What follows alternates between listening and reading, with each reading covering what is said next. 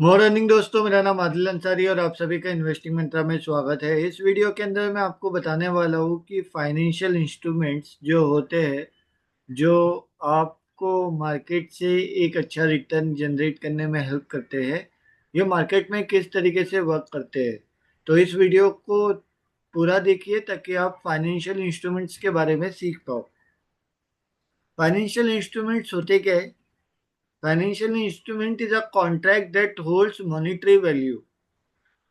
और यहाँ पे इसके एग्जाम्पल दिए गए जैसे कि इक्विटी होता है, बॉन्ड्स, म्यूचुअल फंड्स, ईटीएफ और डेरिवेटिव्स। ये सारे जो फाइनेंशियल इंस्ट्रूमेंट्स है, ये सारे एक मॉनेटरी वैल्यू होल्ड रखते हैं जो कि एक कॉन्ट्रैक्ट के बेसिस पे होता है।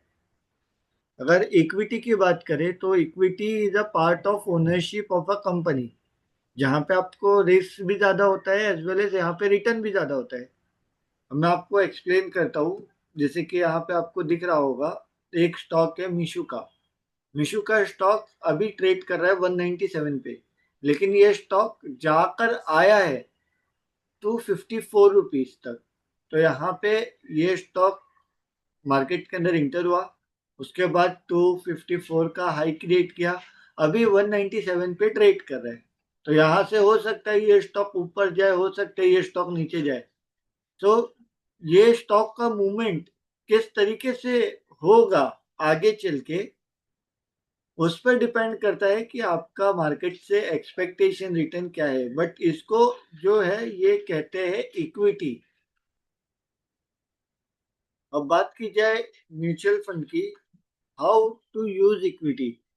इक्विटी को आप लॉन्ग टर्म वेल्थ क्रिएशन के लिए यूज कर सकते हो, लेकिन जब भी आप इक्विटी के अंदर इन्वेस्ट करो, आपको कंपनी का एनालाइज करना एकदम डिटेल में आना चाहिए।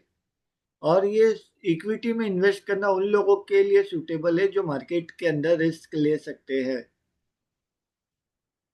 अगर आप मार्केट के अंदर रिस्क नहीं लेना चाहते, अगर आप एक फिक्स इनकम जनरेट करना चाहते हो, तो आपके लिए बॉन्ड है। बॉन्ड क्या होता है? बॉन्ड एक तरीके से लोन होता है जो आप कंपनी और गवर्नमेंट को देते हो। आप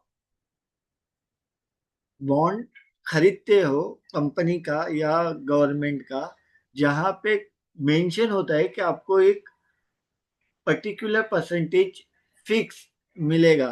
फिक्स इंटरेस्ट रेट इनकम होता है ये। यहाँ पे रिस्क जो होता है वो कम होता है एज कम्पेयर टू इक्विटी, क्योंकि यहाँ पे जो रिटर्न है वो फिक्स है। How to use bond? We can use bond for stable income. आप अपने कैपिटल को प्रोटेक्शन के रख सकते हो।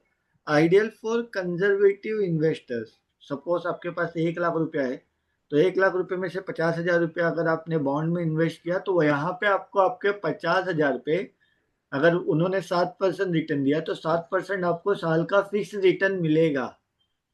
लेकिन अगर आपने 50,000 रुपये इक्विटी में इन्वेस्ट किया, तो इक्विटी के अंदर कोई गारंटी नहीं, आपका पैसा बढ़ भी सकता है, आपका पैसा कम भी हो सकता है। लेकिन बॉन्ड के अंदर आपको फिक्स रिटर्न मिलेगा। म्यूचुअल फंड क्या होता है? Mutual fund is a money pooled from many investors and manage by professional. और ये आपके पैसे को डाइवर्सिफाई करते हैं मल्टीपल इन्वेस्टमेंट में। तो आप खुद इन्वेस्ट नहीं करते कोई भी शेयर्स के अंदर, आप म्यूचुअल फंड बाय करते हो। और जो म्यूचुअल फंड का मैनेजर होता है, जो कि एक प्रोफेशनल इन्वेस्टर है जिसको मार्केट का एक्सपीरियंस है, वो आपके बिहाफ में पैसा इन्वेस्ट करेगा और आपको मार्केट से एक अच्छा रिटर्न जनरेट करने में हेल्प करेगा। तो अगर आप बिगिनर हो मार्केट को, तो मैं आपको सजेस्ट करूंगा आप स्टार्ट म्यूचुअल फंड से कीजिए, जहाँ पे आपका पैसा जो है वो सेफ रहे और आपको जो रिटर्न है वो काफ़ी अच्छा मिले मार्केट से। How to use mutual fund? Mutual fund आप लॉन्ग टर्म एसआईपी के लिए यूज कर सकते हो। आप अपने प्रोफाइल के हिसाब से म्यूचुअल फंड चूज कर सकते हो। म्यूचुअल फंड के अंदर 3 कैटेगरी होती है। पहला स्मॉल कैप, जहाँ पे आप स्मॉल कैप के अंदर इन्वेस्ट करो, जहाँ पे रिस्क ज़्यादा होगा, रिटर्न ज़्यादा होगा। दूसरा लार्ज कैप, जहाँ पे आपको रिस्क कम होगा, रिटर्न भी कम होगा, लेकिन ये जो कंपनी के अंदर इन्वेस्ट करती है वो लार्ज कैप होती है। और तीसरा जो होता है फ्लेक्सी कैप, जहाँ पे आपका जो फंड है वो हर कैटेगरी के अंदर इन्वेस्ट करके आपको मार्केट से एक अच्छा रिटर्न जनरेट करा के देता है। ETF, exchange traded fund. Exchange traded fund जो होता है वो combination of stock and mutual fund होता है। इसके अंदर आप इन्वेस्टमेंट म्यूचुअल फंड में भी करते हो, स्टॉक में भी करते हो। ट्रेड लाइक शेयर्स, ये शेयर्स की तरह ट्रेड होता है, आप आज बाय करके आज सेल कर सकते हो। यहाँ पे जो कॉस्ट होता है वो काफी लो होता है।